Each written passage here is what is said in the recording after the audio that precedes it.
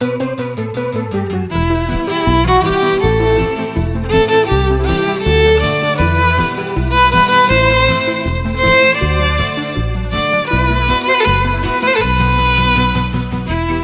you're listening to The Olive Tree with me, Julia Fisher. And today I'm taking you to BeerSheva in southern Israel to hear from Randi Bass, an American who's married to Howard, a Jew. They met in America before making their home in Israel over 30 years ago and have raised 4 children. Howard is the pastor of a Messianic congregation. Randi has had to find her way into Israeli society. I asked her whether she had any regrets. No, it's not a matter of, many Israelis would say, why do you want to live here? Why would you leave America? Yes, in many ways, you can, you have more creature comforts or in control of certain things in your home country. For example, learning a language, and, I didn't move into a professional job very easily. You can barely tell where you are, where to go, because, and there weren't any, they told me to forget about teaching art, even though I have a graduate degree in it. But no, in terms of regrets, that's not the paradigm that I think in, it's been the place the Lord's put me in to develop me and to have an influence on others and to raise a family. I'm very aware, though, that, you can have so many problems with your children. The meth problem, for example, in America is like totally shocking and breaks your heart. The human trafficking. I remember one time we went over there. We didn't go over there frequently. The first time ever walking into a Target or a Walmart, there was a wall of pictures, Xerox copies of children that people were looking for, the police were looking for. There were children's photos on milk cartons, and people said about our beautiful baby, don't leave your carriage anywhere. Don't leave it anywhere. Somebody can. I had never heard this. And maybe you have a little bit in Israel, but not really, So I just said, well, thank you, Lord, you're allowing me to raise our children where we're not in that kind of danger. There's certainly other dangers. Let's talk about that, because you've brought up 4 children here. And you and your husband have been running the congregation here. All your children are believers. They've all been through the army. You've had to watch them grow up very fast. What's that been like?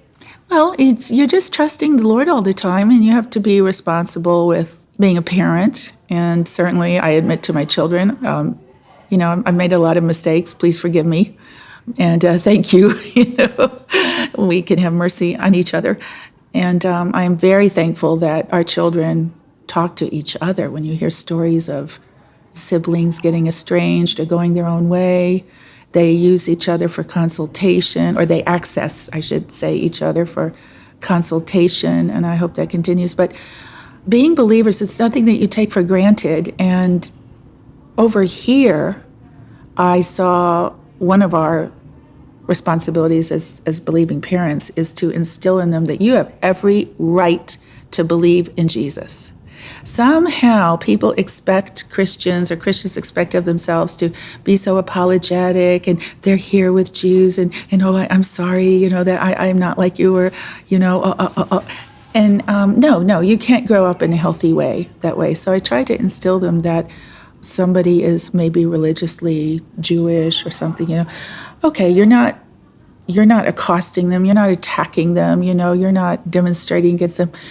You have every right to decide what you're going to believe, and you have every right to have parents that can train you up, and you learn to stand in that. You do not need to apologize. And as it says, be ready to give an answer and be humble about it, and also be well grounded in what you believe and why. So I'm just grateful that we could raise our children in that. So that's the blessing. And I never really, I don't want to be full of anxiety with them, but we know how easily, certainly, managing guiding a congregation and just the predicament people get themselves into, how we know how easily people can just fall away quickly or slowly. So my steady prayer is that, my children are close to the Lord and hear his voice and are assured of his presence and are determined, whatever comes, to be faithful to him. That's not a take it for granted kind of thing. So it's thrilling to see growth. It's thrilling to see them turn into now more mature adults and have relationships and, everything, fruit in their lives, fruit. And now you're watching your 3 grandchildren growing up. Now we have 3 grandchildren from 1 out of 4 children. 1 is married, and 3 children there. So that's a lovely experience, and thankfully they're in Israel. So so we enjoy it, and they have a they have a babysitter fairly close at hand if they're desperate. So all your children and your grandchildren are young Israelis. That's the bottom line for you, isn't it? Our children are pretty much Israeli, yeah. We spoke English at home because we couldn't really enhance their Hebrew, but we knew it would be important to speak English. So we spoke to them at home. So they have good level of English, but they're really Sabras in their Hebrew. And my oldest daughter, who's not married, 32, may God send her someone. And I wouldn't object if it's, an American or a German or whatever. At the same time, there's something in being Israeli. It's hard to see her married to a non-Israeli because it's just something in the way you grow up. I think it's the closeness. There's just something very Israeli about being Israeli. It's great now we can move on to, speaking of, we've been here long enough to see a generation or 2 grow up. And thankfully, we see the benefits. They speak the same language to each other. They grew up together. They went to conferences. They're meeting in our home every week, our group in BeerSheva for like the last 3 or 4 years. They know that home like the back of their hand. I hope it's like a second or third home to them. That's how welcome they are and part of everything. And that is just a huge joy. And so you see your hope for the body, is for it to expand and for those members in the body, the young ones coming up, that they're steady and they have integrity, and they can grow with each other. So we're seeing that, and it's a real joy. Tell me about your life working alongside Howard with the congregation. How did you carve out a role for yourself in that respect? Well, my role is it's varied. Sometimes I feel like a donkey the Bedouin women ride, Randy, do this, do that, like, okay. So, you have to be, know how to do, I eventually learned how to cook, yes. I taught the children and built up a children's program for many years that now the years have passed and people don't realize all that early work. But in my case, I kind of, need to be satisfied that I'm not a star in anything. I'm not like I don't travel around internationally or speak at women's conferences or anything. I'm here and I'm doing, some nurturing work. I like the nurturing work and the training up and the mentoring. I manage our worship team, and I don't really need to be on it or anything. I much prefer bringing up the younger ones to lead worship and make sure those that are interested can develop in an instrument. Like we've signed them up at the conservatory, and if that doesn't suit them after they get it's valuable for basic training. And then you get somebody to teach them further, and you encourage them. And when they start leading worship, you're giving them feedback all the time. And because they've sort of grown up with you, they know you're totally for them, and they listen to you, and that's so important. So my role is very varied, but we have a great group of women and a great congregation in all. And thankfully, people realize, I have to be here, I have to be there, I know about this, I know about that. And so I have freedom of movement, and the great congregation just makes it, happier than it would be otherwise. And how do you feel about growing older here in Israel with all the difficulties and the challenges that there are in every respect of life? Growing older? You mean like easing out? Or having to stay there until somebody else comes along and you have no idea?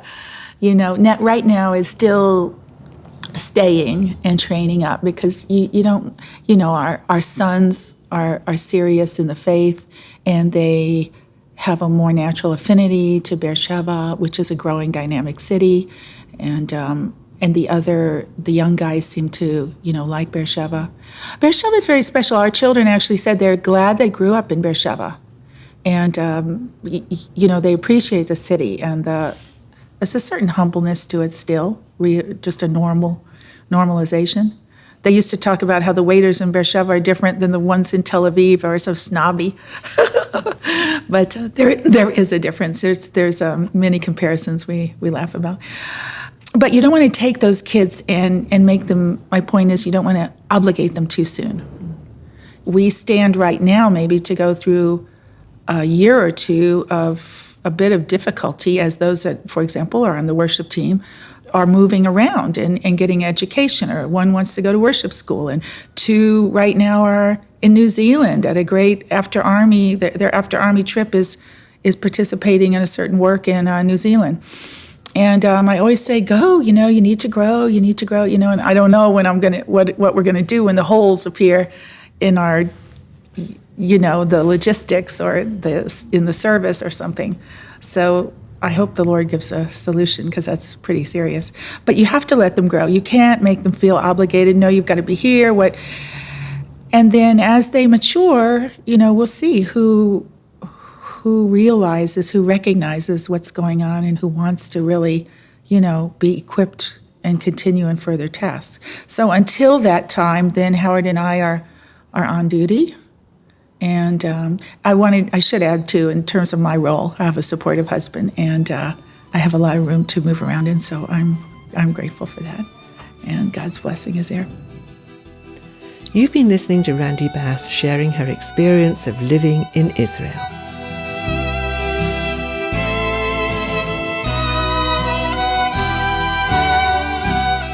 The Olive Tree Reconciliation Fund is a Christian charity based in the UK that supports the needs of both Jewish believers and Arab or Palestinian Christians living in Israel and the wider Middle East.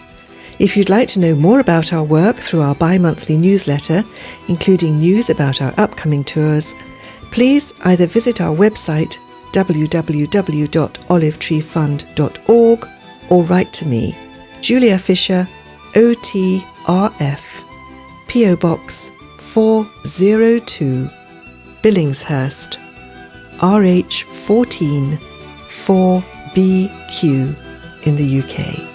Meanwhile, join me at the same time next week for another story from the Olive Tree.